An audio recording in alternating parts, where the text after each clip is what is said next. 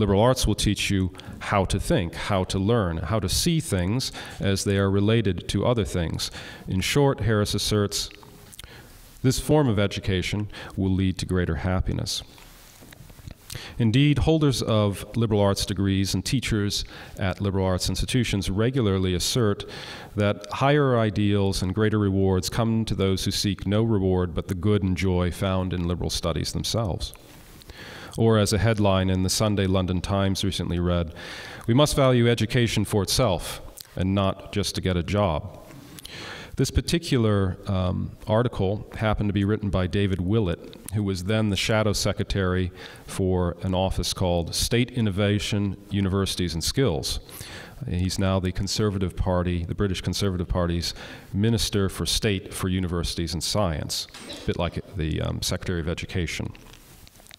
Willett passionately concludes his article pleading, of course we want productive workers, but more importantly, we want a strong society made up of happy and robust individuals. A real education is the only way to provide that. And he is largely thinking of what we would identify as a liberal arts education. His article never really rises above the kind of generalities that I suppose one can tolerate in England on a Sunday morning between the morning coffee and toast, but one gets the thrust of Willett's thought in even those statements, or just the headline. In his widely read The Idea of a Christian College, Arthur Holmes, who was a philosopher at Wheaton College, considers the question from a Christian perspective. Holmes argues that, in contrast to vocational training, a liberal arts education resists defining a man as what he makes or what he produces. Rather, a liberal arts education does something to him. It transforms him through an, quote, open invitation to join the human race and become more fully human. This is very unfortunate news for many soldiers, carpenters, clerks, nurses, farmers, and parents who, lacking a liberal arts education, are presumably not fully human. Christians with a liberal arts education become, in his view, a kind of guardian class. For their intellectual formation, quote, provides an opportunity to steward life more effectively by becoming more fully a human person in the image of God, by seeing life whole rather than fragmented, by transcending the provincialism of our place in history, our geographic location, or our job. I would think, Holmes continues, it worthwhile if a student, when asked what he learned at college, could reply, I learned what it is to see and think and act like a human person.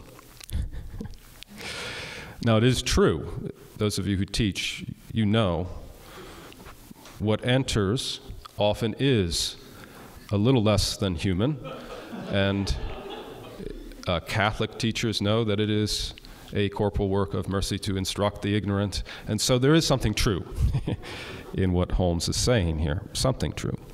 It's also tempting to see in Holmes a Protestant development from the older notion of wealth as a sign of sanctification to liberal education as a sign of sanctification.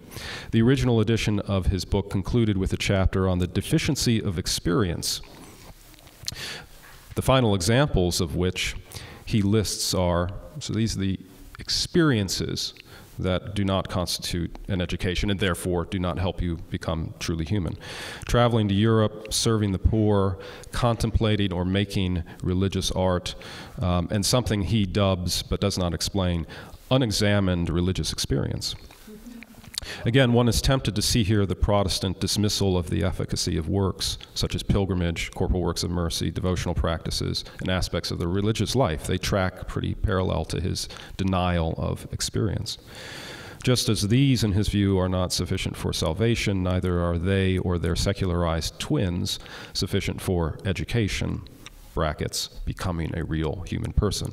So everyone's a Pinocchio until the experience of a liberal arts education. Then they become a real boy. The final chapter of the revised edition of his book is called The Marks of an Educated Person. No Catholic would write a chapter called The Marks of an Educated Person. Right? Catholics may smile at this suggestive language, but Holmes Strangely in this chapter, or perhaps not so strangely, Holmes allows John Henry Newman to appear as the final and the greatest authority in this descriptive chapter of his. And although Holmes' tone and terminology may be alien to us, some of his basic assumptions are in fact in line with key Catholic writers of this century.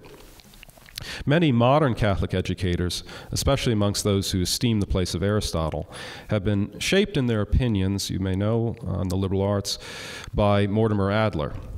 Adler was a voluminous writer, but his most reflective essay on this issue of the division between an education which is liberal and an education that is focused on trade or craft was his 1951 essay, Labor, Leisure, and Liberal Learning, in which he succinctly states, liberal education is education for leisure. It is general in its characteristic. It is for an intrinsic and not an extrinsic end, and as compared with vocational training, which is the education of slaves or workers, liberal education is the education of free men. Completely in accord with this approach, but delivered with precise and driving charity, one could say precise feminine and driving charity of a professed religious educator, is the very popular work of Sister Miriam Joseph from the 50s entitled The Liberal Arts of Logic, Grammar, and Rhetoric, which was a book widely read by administrators in Catholic schools and colleges and was viewed as a great articulation of the liberal arts.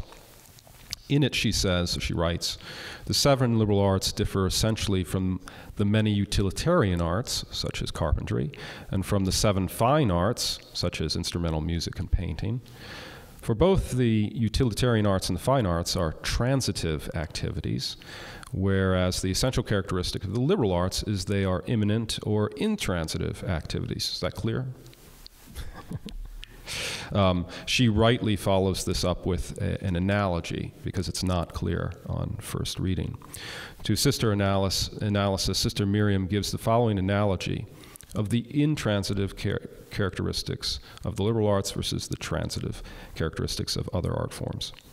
The carpenter planes wood, that's transitive, while the rose blooms, that's intransitive. Those of you who've studied Latin know this distinction between transitive and intransitive verbs.